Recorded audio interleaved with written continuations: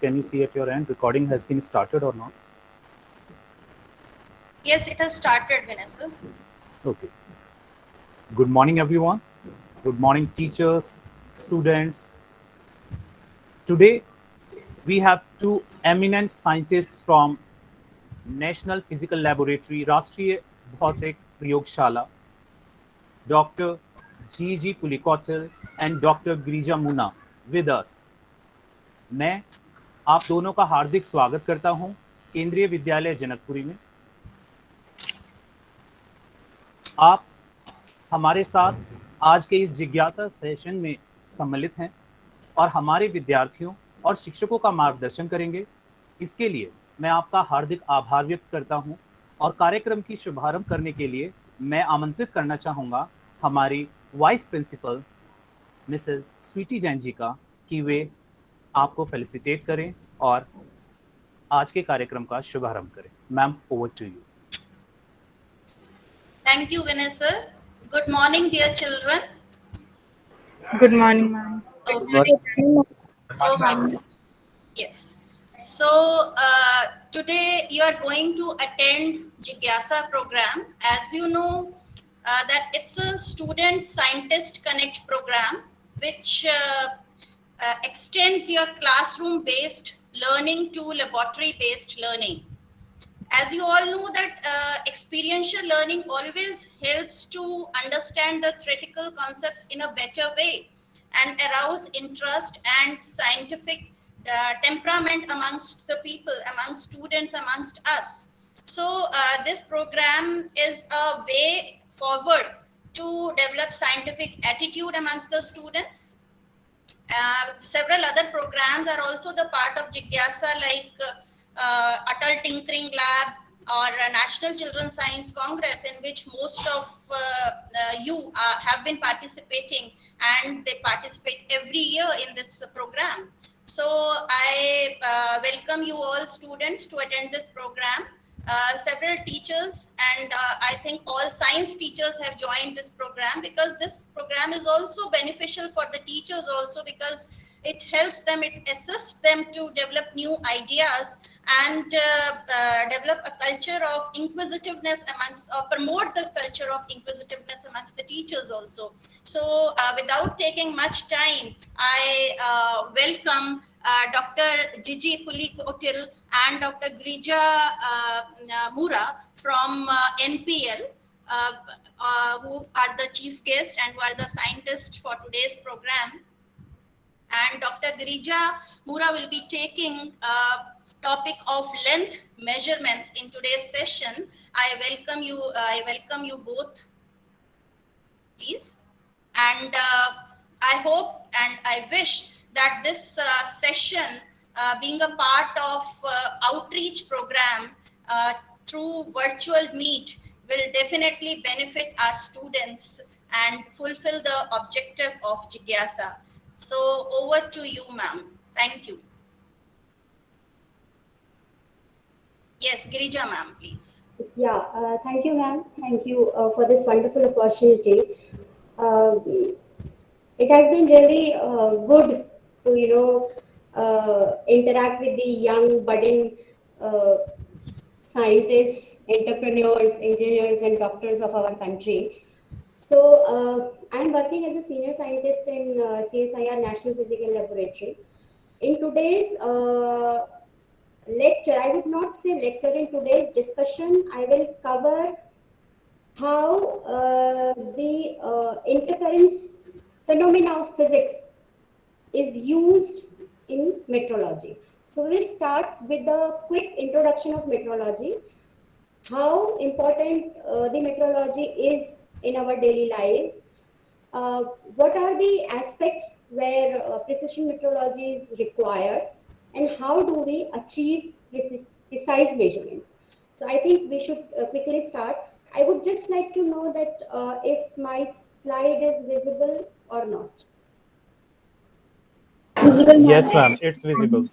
Yes, ma'am. Yeah, okay.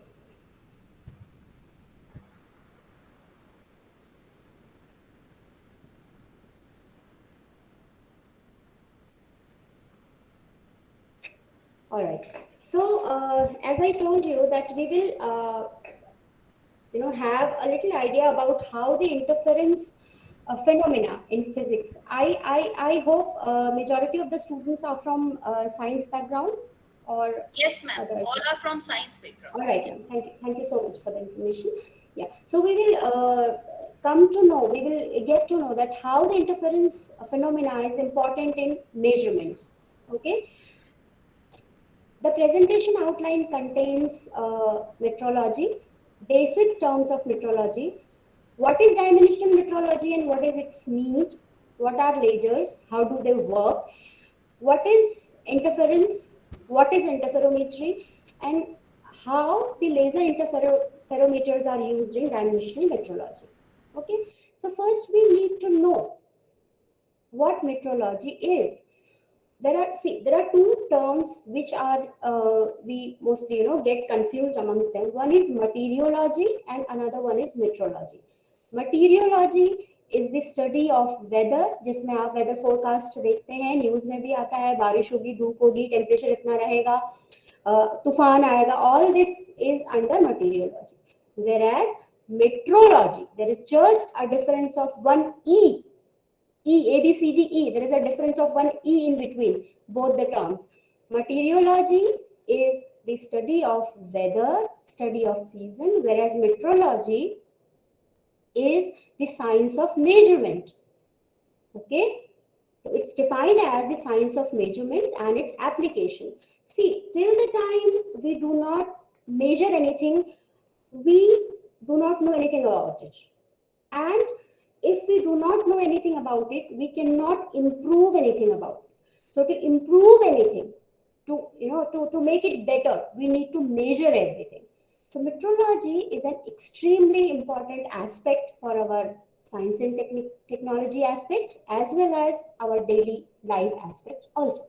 So metrology is defined as the science of measurements and its applications. Okay. So now how do we define measurements? How do we define measurements? Measurements means to determine something, okay? To determine the dimension, quantity. Dimension means how long is it, how short it is. Quantity, kitna kilo, kitna gram, or capacity of something like, this is a 1 liter water bottle. This is a half liter water bottle. Until and unless we measure it, how will we give such statements? So property of something, किसी भी चीज की property को अगर हमें explain करना है, so we need to measure it and we need to express it. How heavy is an object? If you say this is very heavy, how heavy? Saying very heavy or light is a vague statement. How heavy is it? Since you are from science background, so you need to understand this very, very seriously. Usually science students, they of course they read metrology as their subjects in higher classes also when you go to engineering or something like that. But still, we at times we fail to realize the importance of this particular stream. Okay, we say this is heavy. How heavy is this? We say this is light. How light is this? This is an open-ended vague statement until unless we say this weighs approximately 1 kg. Okay, so we will make up our mind that we need to apply less effort to pick this up. If we say this weighs 10 kg, that means we have to apply much of effort to pick it up. How hot it is? Vague statement. This is its temperature is approximately 60 degrees centigrade. Oh, it might be very hot not to touch it. Okay, how long is it? This table is very long. How long? This is approximately 1.5 meters long. So to specify anything, we need to quantify it, and we can only quantify by measuring it. So measurements are very, very, very important. Okay. Say for an example, if I ask you to draw a line in your notebook which has a length of 5 millimeters, okay? You put a scale, you make 2 points, you try to put your scale straight on your notebooks, you make 2 points, and from 0 to 5 you draw a line. If this line by mistake you make of 5.1 mm length or 4.9 mm length, this will not cause much difference. Okay, but imagine if you are making a cylinder piston assembly for any automotive, and if your dimension goes out of even by 1 mm, the assembly might not function properly. So more scientific we go, the measurements become more important. Less scientific we go, they become less important. You go to the vegetable vendor, you ask him, "Bhaiya, 1 kilo aloo de do." So if he adds one small potato, or he takes up, takes one small potato from that, it doesn't make much difference. But if you are working for a pharmaceutical industry, say for an example, you have to make, a composition weighing 1 mg, and you add one salt, and it should be, say for an example, it should be 100 microgram, but you add by mistake, you happen to add only 50 microgram. The medicine does not do the work what it was supposed to do. It might have adverse effects also. So as I said, the more scientific we go, the more careful we have to be for the measurements. The less scientific we go, the less we have to be careful for the measurements. So if we divide metrology can be broadly divided into these 5 parts: physical metrology, chemical metrology. Physical metrology, where you make physical measurements like length, mass, temperature, humidity, force, pressure, optical radiation. All these parameters come into physical metrology. On the other hand, chemical metrology, say you make some atmospheric measurements, or you make some chemical measurements. Those are covered in the chemical metrology. Then comes legal metrology. Legal metrology, it is a complete organization which ensures that the measurements are being enforced properly across the country. There are inspectors who check that the people who are making certain kind of measurements, are they doing them correctly or not doing them correctly, and they also apply penalty of them if the measurements are not being done properly. So this department is specifically governed by the Ministry of Consumer Affairs. So we are not much into legal metrology. Then comes industrial metrology. In industries, whatever metrology is utilized, whatever means of measurements are utilized, whatever measurement procedures are done, they come under industrial metrology. Then comes scientific metrology. Okay, and scientific metrology is the highest level of metrology, the best form of metrology, what we do at NPA. So that comes under the scientific metrology. The research and development programs related to metrology, the focus on precise and accurate measurements, the focus on correct measurements, the focus on reliable measurements, the focus on reducing the measurement uncertainty comes under the scientific metrology. So there are certain organizations which work for metrology in India. NMI of India, that are we, that means National Physical Laboratory is the NMI of India, National Metrology Institute of India. Then comes BIS, okay, Bureau of Indian Standards. Then comes legal metrology, and then comes the National Accreditation Board for Laboratories. So these are the main pillars which work for the metrological infrastructure of India. So we are National Physical Laboratory, we are the NMI of India. So as we have NMI in India, each country has a National Metrology Institute. As we have NMI in India, CSIR, National Physical Laboratory, rest of the countries also have their own NMIs. Like the NMI of America is known as NIST, National Institute of Standard. Okay, then the NMI of Germany is called PTB. Then the NMI of England is called NPL UK. Similarly, the NMI of France is called LNE. The NMI of China is called NIM China. The NMI of Thailand is called NMI Thailand. The NMI of Japan is called NMI Japan. So all these NMIs do scientific metrology, not industrial metrology, not legal metrology. We do the scientific metrology. Yes, we assist the legal metrology department by through our training programs and our technical services projects, but we are directly involved in scientific metrology only. So at NPL, as you can see, we cater all these customers, all the big shots, all the industrial giants, starting from Tata Motors to Rapid Metro Rail, Gurgaon and Jindal Steel, then all the Ranbaxy, Cipla, the pharmaceutical industries, various NABL accredited lab, other organizations like BARC, ISRO, NTPC, Naval Dockyard, CPWD, and many others. And along with them, we also support the SARC NMIs through our services. So how do we support them? Okay, so how do we support them? What happens is all the people from industry or from government organization or from SARC NMIs, they come to us to get their instruments calibrated at NPL or to take some technical consultancies. So we at NPL work only for measurements, and we give them the services which are related to measurements only. Okay, and at NPL we maintain all the SI units like meter, kilogram, second, candela, Kelvin, all the SI moles, all the SI units, and the derived units also. So we have each, we have one department specifically dedicated to a single SI unit and the derived units. So this way, NPL provides support to the industry and the research and development organizations and the SARC NMIs also. So let us come to the basic terms of metrology. Okay, please kindly listen to this very carefully and look at the diagram. So the foremost and the most commonly used term in metrology is accuracy. All right. So accuracy is like, see, so for an example, this is a bullseye, and the central value is the true value, the value which we should achieve without any error induced in it. So this is the true value. Okay, and if the measurements are close to true value, those are known as accurate measurements. If the there are 4 measurements and all the 4 measurements lying within the central circle, so this is known as, so these kind of measurements are known as accurate measurements. Don't look at the precise thing as of now. Currently, don't look at the precise thing. Only concentrate on the accurate, whatever written accurate here on the upper line. Okay, so all the measurements which are close to the true value are known as accurate measurements. So diagram number 1 shows you the accurate measurements.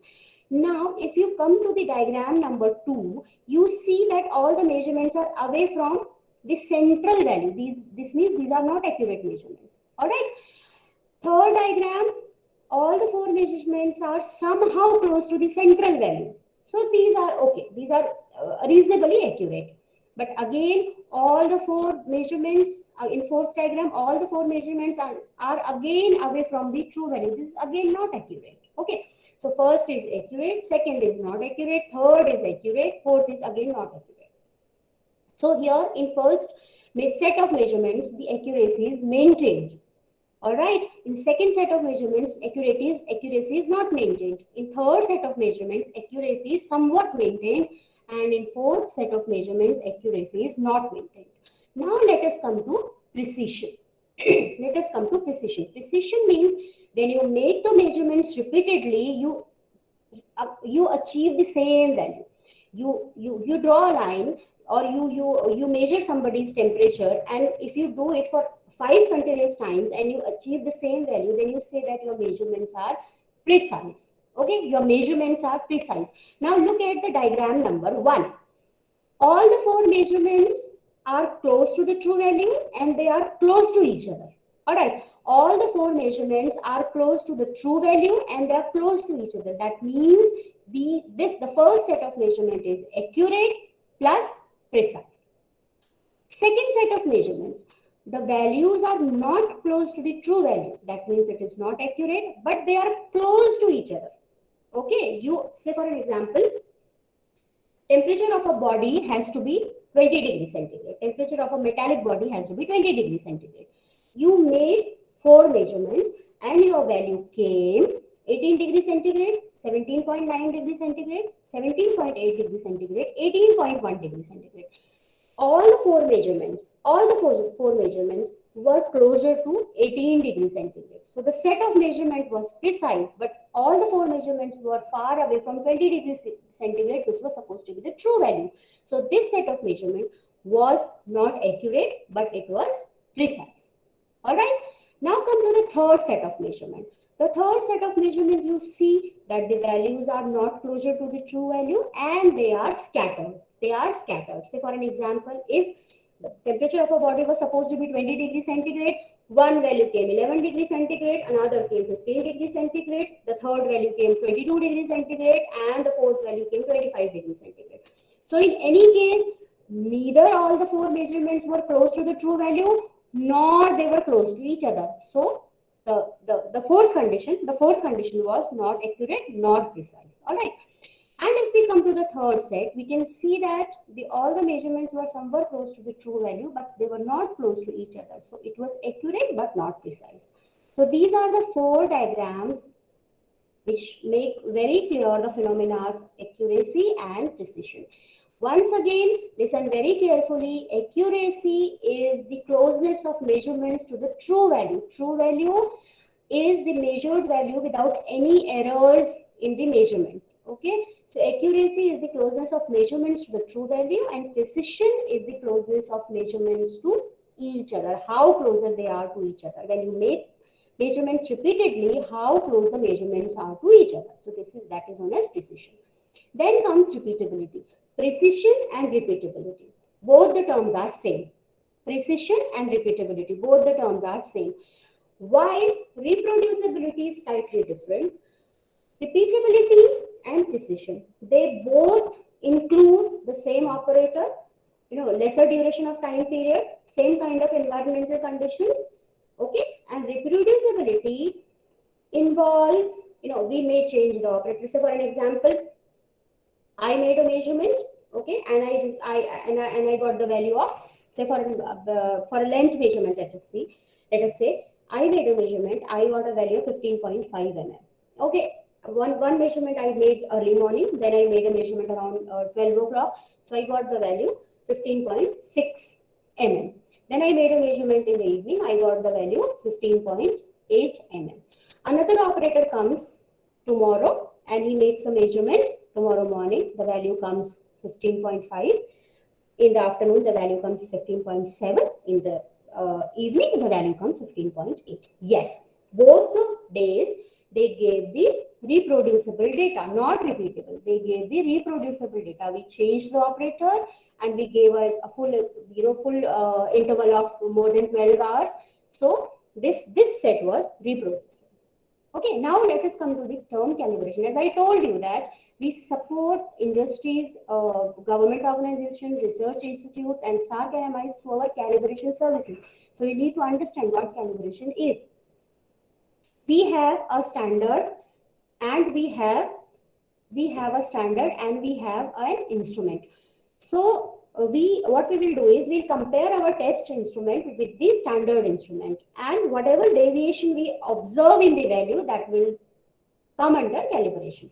Okay, so for an example, I have a standard scale which can measure up to 1 meter, and it has various deviations. So for an example, its resolution is 1 millimeter, and I receive a scale from somewhere else, and I have been asked to calibrate that. So what I will do is I will keep my scale, I will keep the test scale. Okay, and since it will be very difficult for me to see that using my naked eye, so I will be using a microscope and I will see that what deviation am I observing. Is the test scales 1 mm matches my standard scales 1 mm? Is it matching? Is the 1 centimeter of test scales, the measurement line at 1 centimeter in the test scale matching the measurement line of at 1 centimeter in my standard scale? So if it is not matching, how much error can I estimate? And I will issue a certificate to the customer saying that there is this much error in your scale as compared to my standard scale. So this long chain of calibration keeps on going on to the realization of SI unit. Say for an example, I calibrate the customer scale with me, then my scale is calibrated somewhere else, then their scale is calibrated somewhere else. So we need to make a chain of regular calibrations, which is known as the traceability chain. I will come into the next topic on that. Then we come to uncertainty. Uncertainty is measurement is like, we assess that what all error sources are included there while we make measurements. So see for an example, if we try to measure 1 mm, we can never make that measurement. Why? Because there are many error sources present while we are making the measurements. So there is a possibility that the errors will be induced in the measurement. So what we do is we give a broad range of measurement to the person, saying that okay, your 1 mm might lie in between this band. Okay, so look at this diagram. So this is the measurement result. Okay, this is the measurement result, which might have some deviation from the true value, and again there is a band. There is a band of the potential value. So that means the measurement result again can fall into a band. It will never be, you know, exactly what we have reported. So there are error sources whose contribution we estimate, we calculate the uncertainty, and then we see that what is the band in which the measurement value might lie.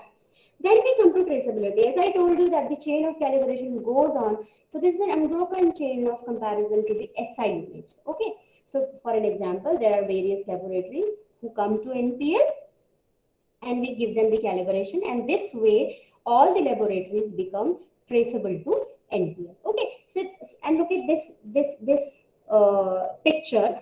So this is the user, this is the consumer, and somehow through traceability chain, its measurements are traceable to the NMI, to the topmost organization which is responsible for the maintenance of meteorological infrastructure in the country. Okay, so this is the traceability pyramid. See how traceability is maintained. Please look at this. This is traceability pyramid, how traceability is maintained. These, say for an example, I talk about an industry. Okay, so industry, they are using, for an example, a scale, a vernier caliper, a micrometer, and these are the measuring instruments which are here.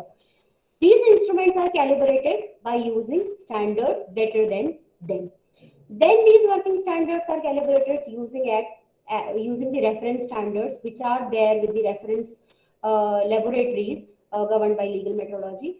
Then these reference standards are calibrated against national standards which are at NPL.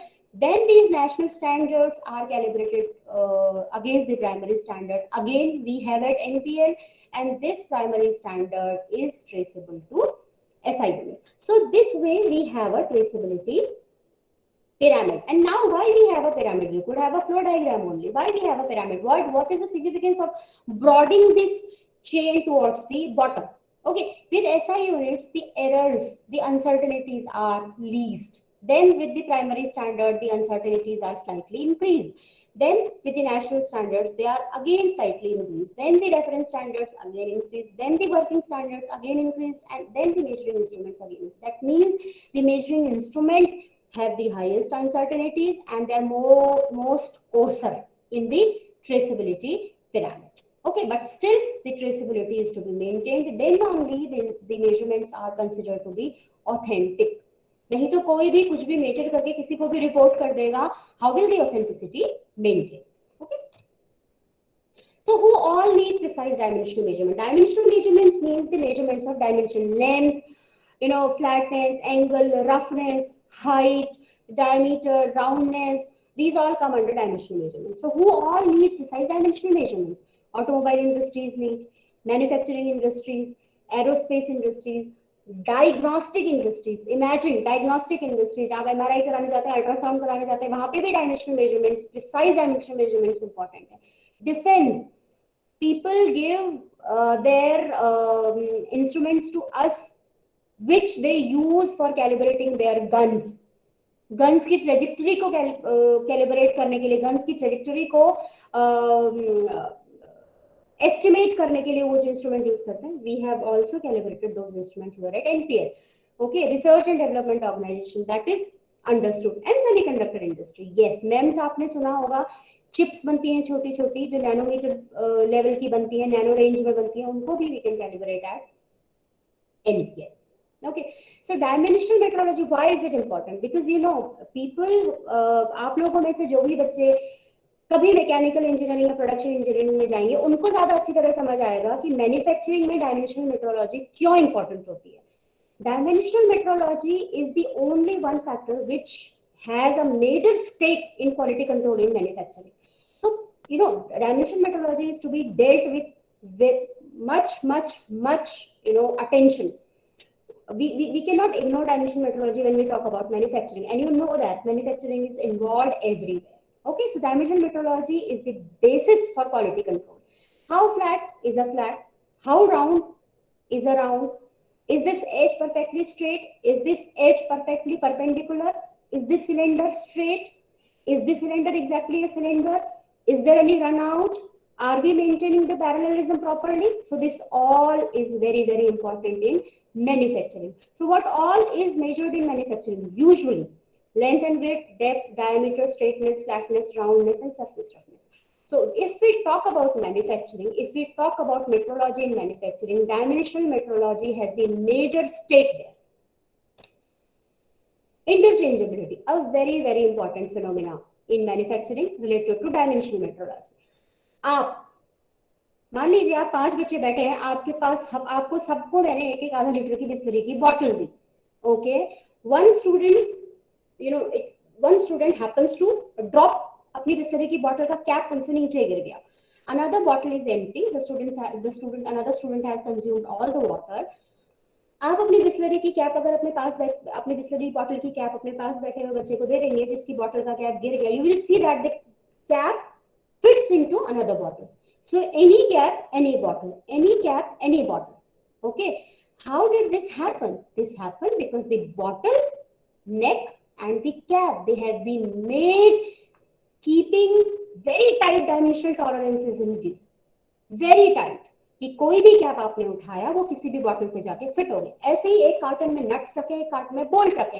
There is no specific number assign to any nut and bolt. आपने एक नट उठाया, दूसरा bolt उठाया, आपने दोनों को tight किया and they fit in their. So this happens only when the dimensional metrology is dealt with much care, much attention. Interchangeability बहुत ही important phenomena है मैन्युफैक्चरिंग का जो डायमेंशनल मेट्रोलॉजी को पूरी तरह जस्टिफाई करता है. Similarly, you have a bulb holder in your house.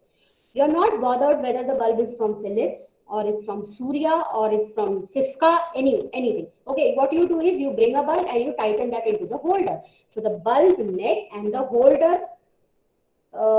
threads are being made very carefully so that the dimensional tolerances are maintained. So interchangeability को maintain करने के लिए we need to have precise dimensional metrology. Now let us quickly switch to laser.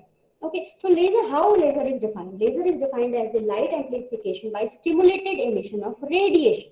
Okay, अब हम laser का application dimensional metrology में पढ़ रहे हैं, इसलिए लेजर का फिनोमेना समझना बहुत जरूरी है. उसको समझने के लिए पहले हमें 3 चीजें बहुत अच्छे से समझनी पड़ेंगी: absorption, spontaneous emission and stimulated emission. Absorption, we have an electron in the ground state and we need to send that electron to the excited state. So what will happen is it will absorb one photon. We will provide this pumping using some external force. The electron at the ground state will absorb one photon and it will go to the excited state. So this is absorption. Another thing, the electron in absorption ka ulta. Another thing, the electron in excited state comes to the ground state and releases one photon. This is known as spontaneous. अपने आप ही हो गया. Then stimulated emission. The electron which is at the excited state is forcibly brought to the ground state by providing a photon to it. Okay.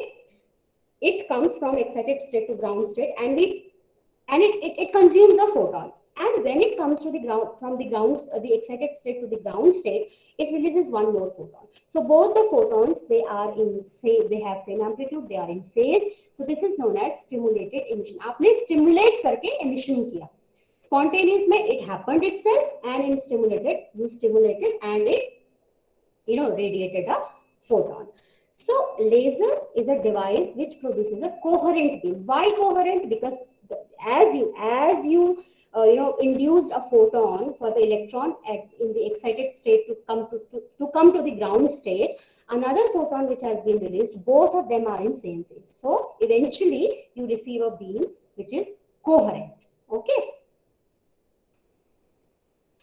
Laser के 3-4 terms होते हैं, उनको समझना बहुत जरूरी है. First term is population inversion. Population inversion means usually what happens, there are more electrons in the ground state. Okay, so when you push these electrons to go to the higher energy states, this is known as population inversion. This can only be done by using some external supply, external source. Okay, so you push the ground state electrons to the higher energy level electrons. This is known as population inversion. Then comes the metastable state. So now once the electrons are in the higher energy level, they have a tendency of falling down towards the ground energy level. So metastable state, I mean forcefully these electrons are made to stay in the higher energy levels, not at the excited level, but somewhere in between the ground state and the excitation state. They are made to stay in between somewhere. So this is known as metastable state. And pumping is the source which is creating the population inversion. बिना कोई energy supply किए, बिना कोई factor दिए, you cannot push the electron from the ground state to the excited state. So just quickly look at these diagrams. Okay. So first diagram, simple. The electrons absorbed something and they from energy level E1, which is the ground state, they went to E3 and E2. Okay. Then in 2, you see that at ground state there are lesser electrons. Most of them have gone to E3, higher energy level. Then they drop to the in between energy level. This is known as metastable state. Okay. And here from E3 they drop again to the ground level. This is known as spontaneous. अपने आप ही गिर गए वो and they released one photon. Okay. Whereas in 5, the photon was induced to the electrons at the higher energy level and they were forced to drop to the ground energy state, and they another photon, along with this photon, another photon was also emitted, and this caused the stimulated emission.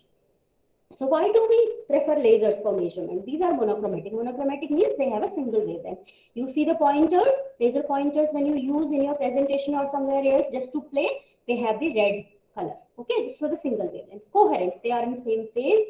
All right, they are directional, they do not diverge. आपकी torch की light आगे जाकर के broad हो जाती है, but laser pointer की light कभी भी आगे जाकर के ब्रॉड नहीं होती. So that is directionality, and they are extremely intense. So look at this diagram. Sunlight, it has many colors and it is totally disturbed. The second diagram, there is LED beam which has one color, single wave, monochromatic, but all of them are in different waves. So this is non-coherent beam. Whereas in laser you see one color and all the waves are in phase. So this is coherence, which is there in lasers. So this also, again, this diagram shows the coherence. These are the random radiations, whereas these are the coherent radiations in one particular direction. So a laser system, typically it looks like this. So there is a gain medium, बीच में जो electrons काम करेंगे उनको gain medium बोलते हैं, and there is a pumping source, either it will be electrical pumping, optical pumping or anything, and there will be 2 mirrors. 2 mirrors होंगे side में. इनका काम मैं आपको अभी आगे समझाऊंगी कि इन मिरर्स का क्या काम होता है. Quickly look at this. So why am I talking about helium neon laser? Because in laboratory for dimensional measurements we usually use helium neon lasers जिनकी red color की light होती है, and they act at 632. They have a wavelength of 632 nanometers. So look at this. Here what happens is we have a mixture of helium and neon. 10:1 के ratio में helium होता है 10 amount of neon. So helium के जो atoms होते हैं, they have only they only participate in the excitation process, whereas the neon atoms they participate in the lasing process. So both of them, they have their defined work. Helium only will contribute in the excitation process, whereas the neon will contribute in the lasing process. So what we do is हमने अपने electrical source से we hit the helium electrons at the ground level, and we made them to jump on the higher energy levels. Okay, here we hit them using the electrons which have been supplied by our electrical pumping source, and then the helium electrons are forced to jump to the higher energy levels in stage 2. Then in stage 3, the helium atoms they interact with the neon atoms. The helium electrons, they interact with the neon electrons. They pass their energy to them. So now what happens is, once they have passed their energy to the neon electrons, they will start falling again to the ground state. Whereas the neon electrons who have gained the energy from the helium electrons, they will start going to the higher energy levels. So they will maintain the metastable state. Now the electron of neon which are there at the higher energy levels, when they drop to the ground lower energy levels or to the ground state, they will release a photon. So till now we are only up to the spontaneous emission. But then what happens then what happens is, when the photon which is there, which has been released here by the spontaneous emission, it as I told you, there are two mirrors in the laser cavity, and the length of the cavity is, it is adjusted so that its length become the integral multiple of the half wavelength of the laser beam. So this photon, it keeps on shuttling between the two mirrors. One of the mirror is completely reflective, another is partially reflective. One is 100% reflective and another is 99%. So the photon keeps on shuttling between these two mirrors. Okay, and when they keep on shuttling between two mirrors, these photons, they stimulate the neon atoms to release more photons. So there, till now, here till stage 7, we were up to spontaneous emission, and once these emitted photons, they shuttle between the two mirrors, they stimulate the neon electrons to release more photons, and then after this process, spontaneous emission takes place, and then after this, stimulated emission takes place, and we receive a laser beam which is coherent, directional, intense, and monochromatic. So advantages of helium neon laser are visible, because 633 nanometer falls into the visible spectrum. The lasers are very stable and they do not cost much. The only thing is they can only work in with the low power, okay, and they have various applications in the industries and scientific instruments. And now let us come to the interference. As you know, you have read in your physics that interference phenomena takes place between two light beams, which are, they have the same amplitude and they are in the same phase. So when they are superimposed, they create the interference pattern. Okay.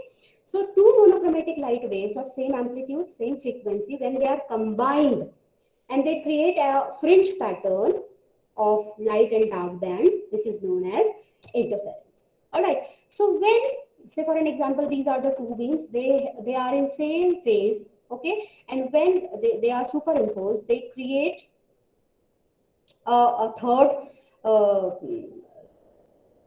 wave which has light and dark bands. I'll show you there. And then this is known as constructive interference, as you see that the amplitude is increased. And then destructive interference, this is wave 1, this is wave 2, they are in opposite, they are not in same phase, they are in opposite phase, so the amplitude is decreased here. This is known as destructive interference. All right, so this is the Young's double slit experiment which you have read there. So an interference pattern is a band of dark and light fringes which have been caused due to the destructive and constructive interference. So here you can see again that the same phenomena, opposite phases, two beams, black color is there, it's the destructive interference, and then two beams, same phase, they make the constructive interference. So here you can see light band, light, dark, light. Okay, so this way we realize the interference with light. So what are the conditions? The two waves from the same sources and must have the same frequency. They must be coherent, and the path difference between the overlapping waves must be less than the coherence length of the waves. Okay, they are supposed to be polarized in the same plane, and the coherent sources must lie close to each other. All right. So laser interferometry and dimensional metrology. Now we know the lasers, we know the interference pattern, and we will quickly see that how laser interferometry is applied in dimensional metrology and why is it applied. It is very fast, easy to use, very accurate. It has better repeatability. Okay, non-contact measurement technique, very important point. Non-contact measurement technique, extremely precise. So this is the primary standard of length which we have at NPL. When you come to visit NPL sometime, we will show you this. This is the primary standard of length for realization of SI unit meter. By using this primary standard of length, we calibrate the laser heads which are further used with the interferometers in laser interferometry for any kind of dimensional measurements. Okay, so there are two kinds of interferometer classifications: wavefront and wavefront division and amplitude division. Wavefront division is your typical Young's slit experiment, whereas amplitude division, अगर आपने Michelson interferometer पढ़ा, that comes under the amplitude division.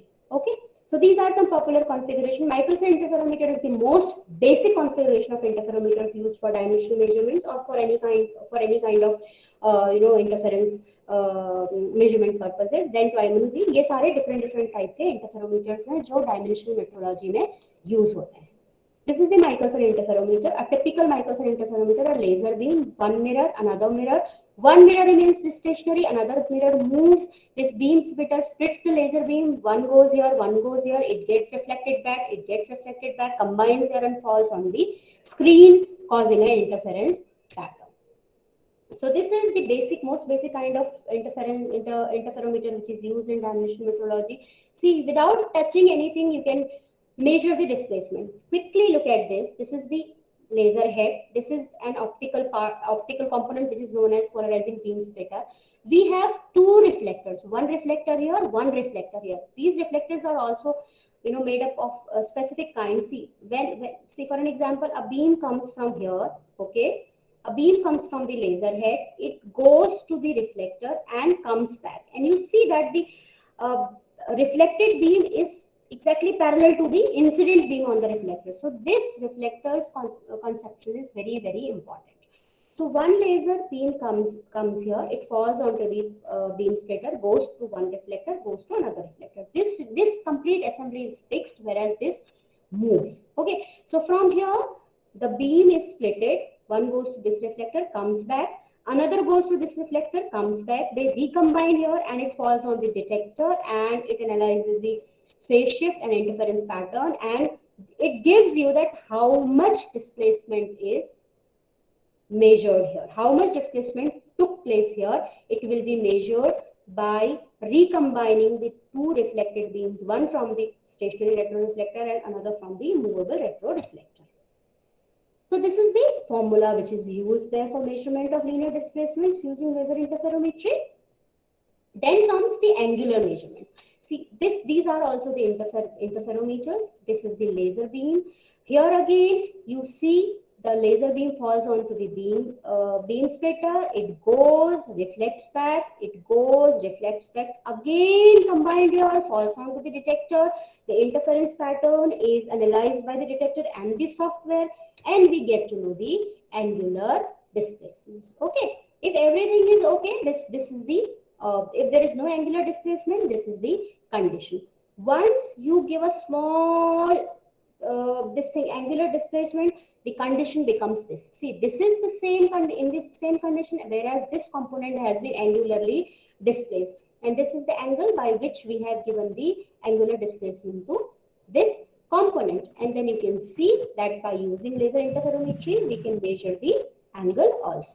Then again, we can also measure the flatness by using the laser interferometry. See, this is a typical fringe pattern which we obtain in our flatness measurement interferometer.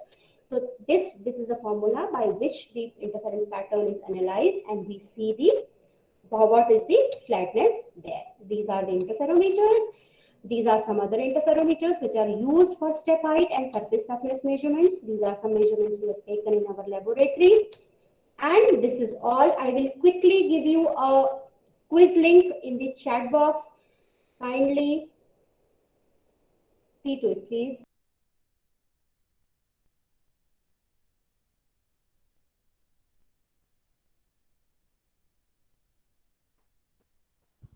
Girija ma'am, आज का सत्र में इतना ही है या अभी और भी आप कुछ जानकारियां देना चाहेंगी? मैम, आपका माइक ऑफ है. गिरिजा मैम, आपका माइक. हाँ सर, मुझे क्विज का लिंक भेजना है बच्चों को. जी, मैं चैट बॉक्स पे वो लिंक कॉपी कर रही हूँ. जी, बच्चों से कहूँ कि उसको एक बार फिल करें, गूगल फॉर्म का लिंक. जी जी, आया चैट बॉक्स पे? जी मैम, आ गया है. Yeah, all the students are required to quickly complete this quiz, please. Yes, I can see the quiz. It's interesting and it's short. Yes, very nice. Students, please attempt it fast. Quickly attempt kariye, You can please. attempt it quickly. It's very, very, very simple. And interesting too, ma'am.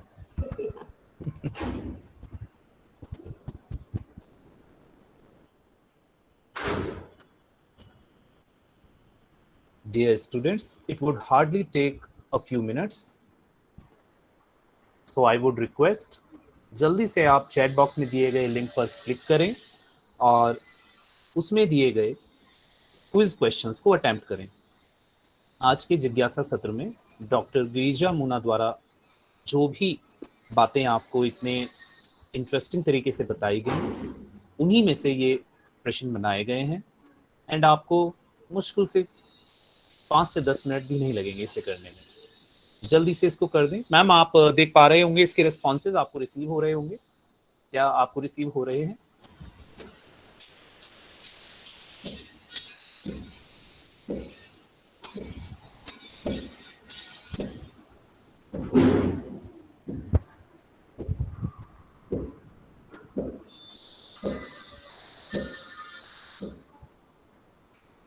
Girija ma'am, आपको आवाज आ रही है मेरी? आवाज आ रही है, I am just looking. Okay.